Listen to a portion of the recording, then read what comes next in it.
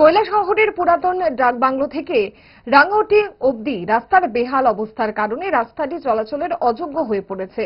এর ফলে প্রতিদিন এই রাস্তায় ছোট বড় দুর্ঘটনা ঘটেই চলেছে।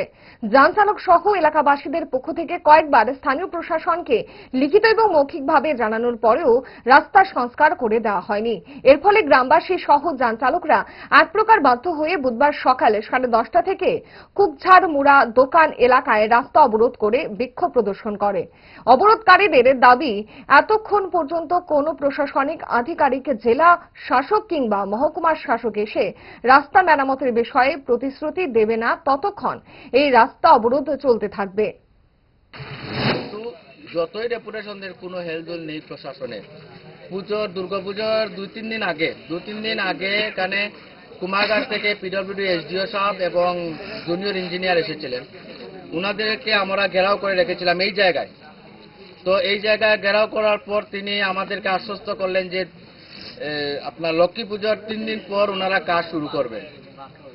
লক্ষ্মী পুজো গিয়ে কালী পূজা যাওয়ার পর আমরা ওনাদের সাথে কন্ট্যাক্ট করলাম যে আপনারা বললেন লক্ষ্মী পূজার পর এখানে রাস্তার কাজ শুরু হবে। এখন তো কালী পূজাও চলে গেল, রাস্তার কাজের তো কোনো খবর নেই। উনি যখন বলছেন আমাকে, উনি বললেন যে আমরা তো কন্ট্রাক্টর বাবুর সাথে কন্ট্যাক্ট করেছি, এক্সিকিউটিভ সাহেব অনেকভাবে ওনাকে কন্ট্যাক্ট করেছেন, অফিসিয়ালি ওনাকে অনেক রিকোয়েস্টও করা হয়েছে, কিন্তু তিনি সেই কাজ পুনরায় মেরামত করার জন্য উনি রাজি নন।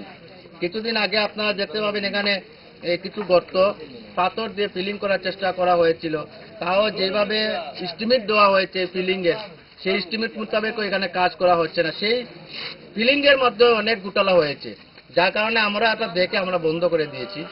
তারপর এখানে কথা ছিল যে এখানে এসে রাস্তার কাজ শুরু হবে।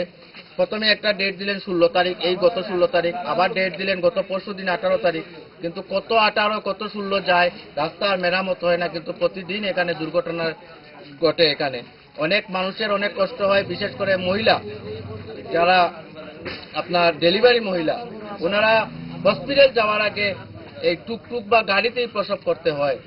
এই ধরনের বেহাল অবস্থা আমরা দেখতে দেখতে বিরক্ত হয়ে গেছি, যার কারণে আজকে আমরা এই রাস্তা অবরোধ করেছি।